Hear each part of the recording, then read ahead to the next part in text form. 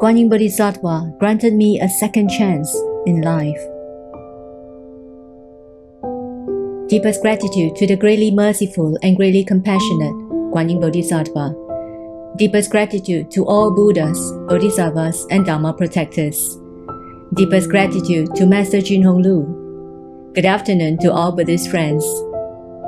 I once was an outright ignorant person. I had committed acts of killing, theft, sexual misconduct, and speaking ill of others, violating 4 out of the 5 Buddhist precepts.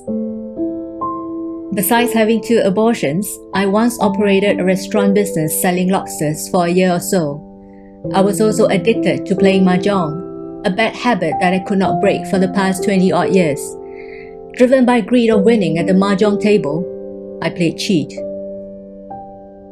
My list of sinful acts include my promiscuous tendencies and my habit of speaking ill of others. I was unkind to everyone, including my own family members. I'm ashamed to admit that I was to be blamed for breaking up my younger brother's family. Alas, how ignorant I once was. Unbeknown to me, through those acts I was in reality inflicting harm upon myself. Unabashed, my evil inclination was so deeply rooted in me that it all felt so natural, and as a matter of fact, I drew immense joy on someone else's sorrow. Amid all the grievous harm that I caused others, I was building up negative karma that was sinisterly creeping up on me. Here's a list of chronological events that subsequently unfolded in my life.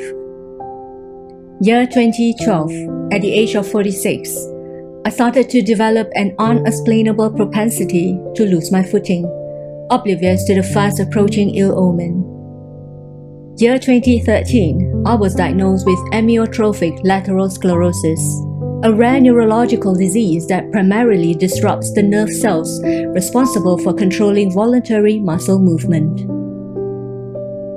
Year 2015 to 2021, over the span of these 6 years, I started to lose my bodily functions and eventually had to rely on others to perform even the simplest of daily routines. It seemed like every ounce of energy in my body had diminished, rendering my body to feel weak and flimsy. My condition deteriorated to a point that my neck was unable to support my head and my speech became impaired. To communicate with others, I was reduced to using my mobile phone to key in words that I wished to express. Even that was hardly an easy task. To make matters worse, none of the vast array of medications I was prescribed with was able to arrest my fast deteriorating health issue. From 2019 onwards, my illness took a turn for the worst.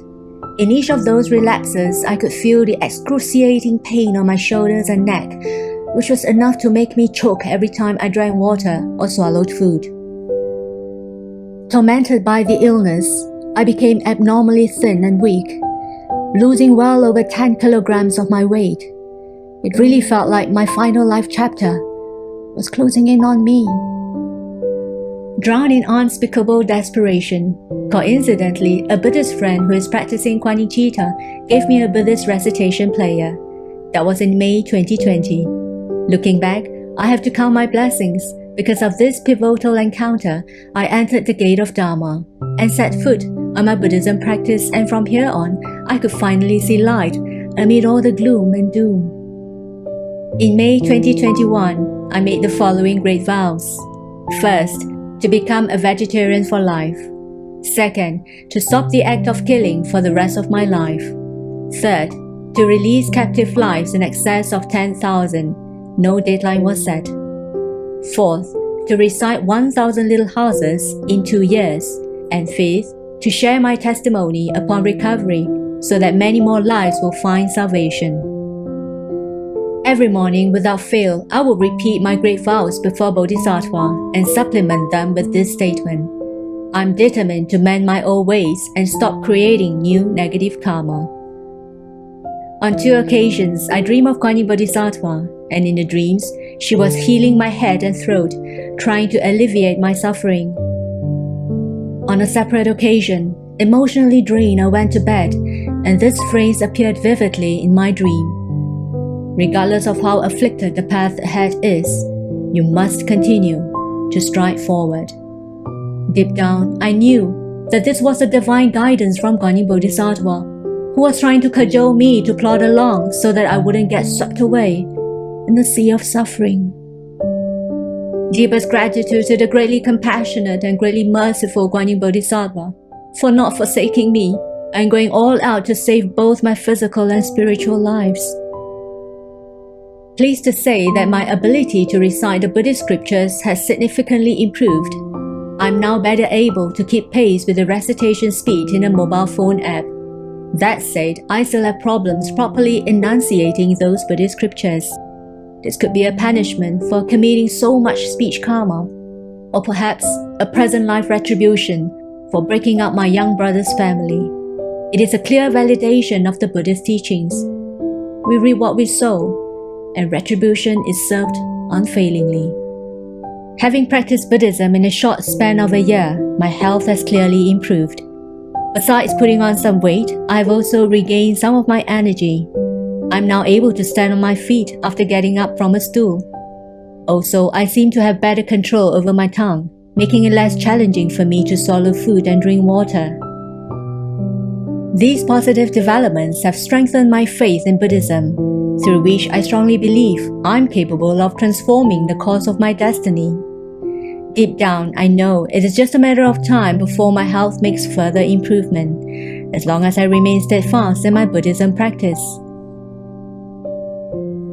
Ironically, I'm grateful to have been stricken with this illness, because without it, I would not have embarked on my Buddhism practice with Guan Yin. Looking back, it was a blessing in disguise that at the depths of my sorrow, when my life came crashing down, and when I didn't even have the physical strength to commit suicide, I saw a ray of sunshine. It's hard to imagine. In the space of 1 year of my Buddhism practice, my life has dramatically turned around. My physical and emotional health is on the mend, and most importantly, I gain a better understanding of the true meaning of life. I do not dare to harbor the thought of making an instantaneous recovery and reclaiming life normalcy. After all, how is it possible for the negative karma that I have built up after years of going astray in human wilderness to literally evaporate overnight? Echoing this is a Chinese saying, it takes more than one cold day for the river to freeze 3 feet deep. But one thing for sure, I'm resolute to strive on, with the Dharma as my guiding light. With this, I've come to the end of my sharing. If my sharing today is improper in any way, I seek forgiveness from Guan Yin Bodhisattva and Dharma protectors.